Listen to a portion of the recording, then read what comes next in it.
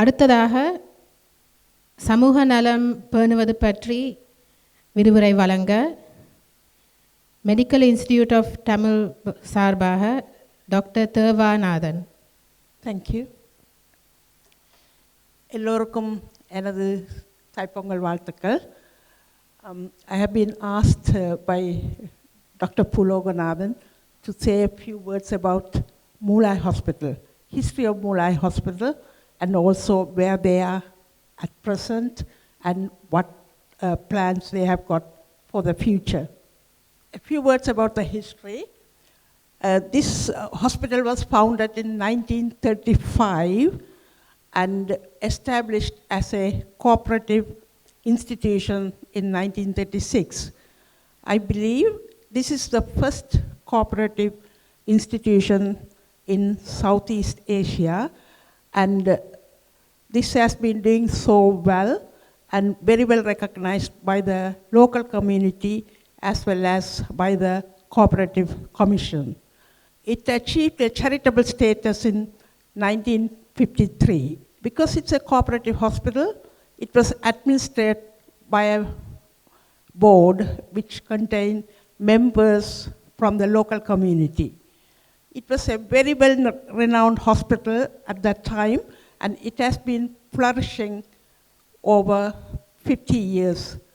Unfortunately, during the war, this building has been bombed, and the local community had to flee.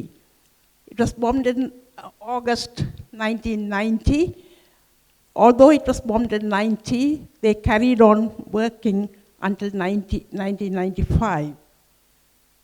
And they abandoned the hospital in 1995 because the security forces occupied Karanagar as well as part of Moolai, and the local community has to flee. And all these displaced people came back in 1996, and they re-established the hospital. At that time, I mean, in 1996, they had only outpatient services between 9 o'clock and 9 a.m. and 4 p.m.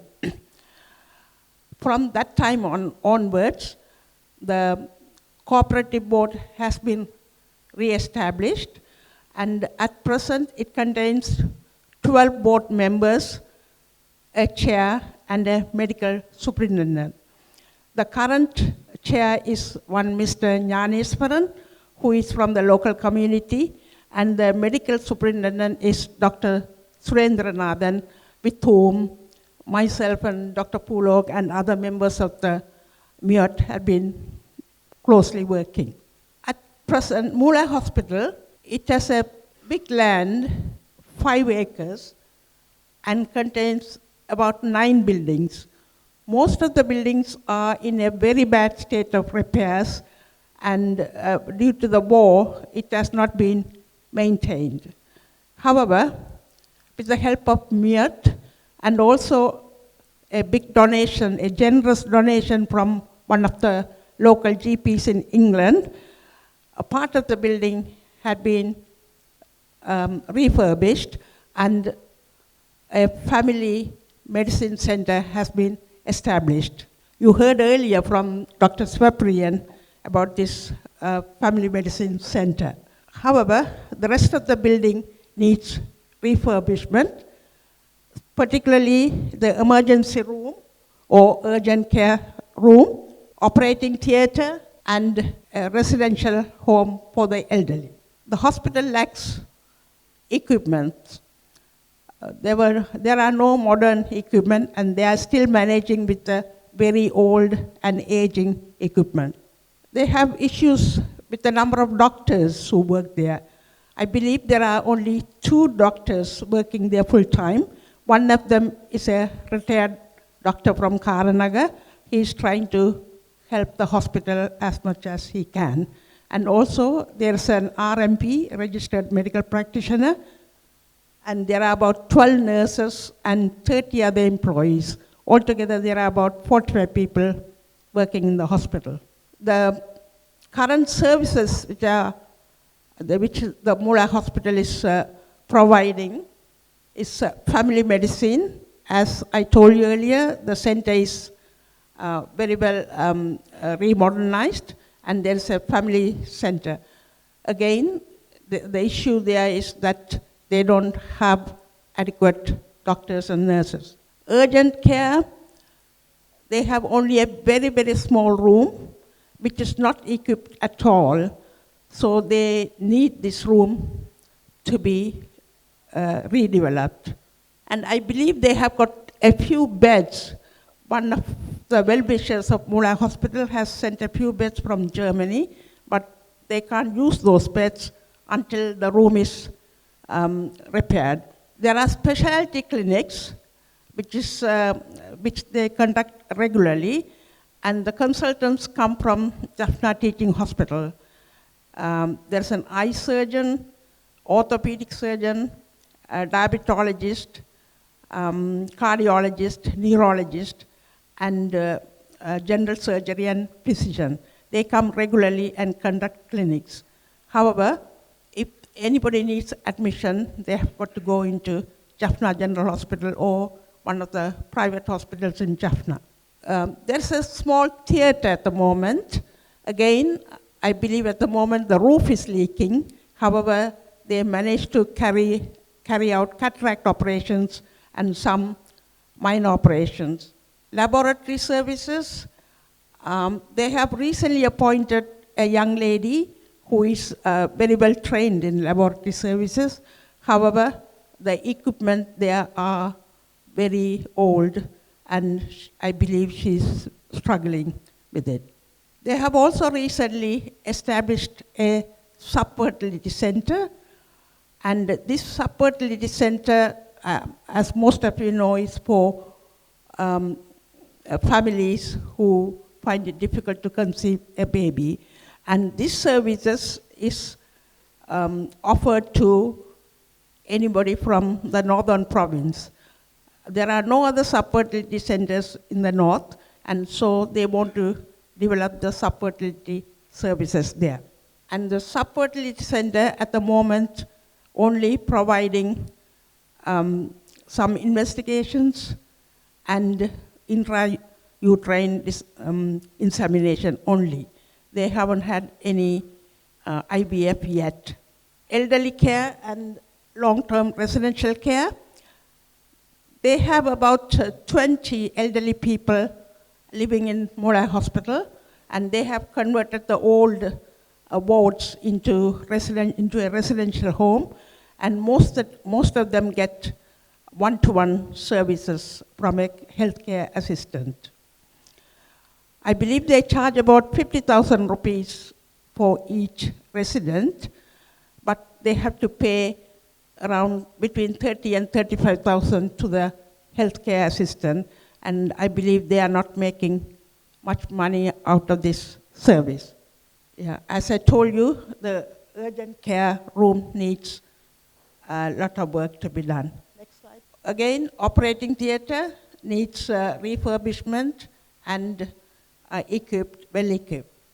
Yeah. And the subfertility services, as I told you, they are doing IUI procedures as well as some counseling. But they do investigations, but they haven't achieved any LBF yet. Future goals. And I have had a chat with Dr. Poologana as well as the board of Mulai Hospital, and these are the plans they have in mind at present. In the short term, they want to modernize the family medicine center to provide a patient-centered and holistic service. Then they are very keen to develop community services as well. They are planning to have outreach clinics in places like Mulai, Chulibiram, Battakote, and those areas. They want to have satellite clinics. And using these clinics, they want to have a screening service for diabetes, cardiovascular and cerebrovascular disease, asthma and COPD, etc. At the same time, they want to promote health, but family planning, and also train healthcare assistants. They want to train at least 10 healthcare assistants during the next 1 year. For these satellite centers, Mulai Hospital will provide the medical doctor as well as the laboratory services. They can send one of the technicians to go and collect the blood and bring it back to Mulai Hospital to analyze. To do all these things, they have got to develop the laboratory services. Although they have a trained technician, there are no modern analyzers. They are very keen to purchase a biochemistry and hematology analyzer so that they can carry on all the blood tests. Then, as I told you earlier, they want to develop the urgent care and also develop the operating theater and subfertility services. Again, in the long term, they have got a few more goals. Although they want to refurbish the current operating theater, they want to build a new operating theater in the long term. There's plenty of buildings there with good potential. Modernization of elderly care, because the current accommodation for the elderly people is not satisfactory, and they want to refurbish all the rooms. They also want to get the family medicine accreditation so that they can have medical students for placements from Jaffna Hospital or elsewhere in the country. And they want to develop medical education as well. I don't know, some of you may be aware that they started a medical school, a private medical school in Mulai Hospital in 1985, but unfortunately they didn't succeed. But they want to, hoping to start again in the future. These are the short-term and long-term goals. And as I told you, Mulai Hospital has the potential to offer its service to over 200,000 people who live locally, and also the subfertility services to entire northern province. What they would like to have from us is either individual fundings for a project or to purchase an equipment. And also, they would love for us to have a group, to set up a group so that we can do a collective fundraising. One of the suggestions from the board of Mulai Hospital is to launch a Friends of Mulai Hospital group, and they would like us to start straight away. And I believe Dr. Puloganathan is ready to take the names and tell you about the new Friends of Mulai group. And also, we were thinking of fundraising, either crowdfunding or to have sponsored events so that we can help Mulai Hospital to flourish again. Thank you all for listening. I would love to hear your thoughts about and your ideas to help Mulai Hospital to flourish again. Thank you. It's about Friends of Mulai Hospital.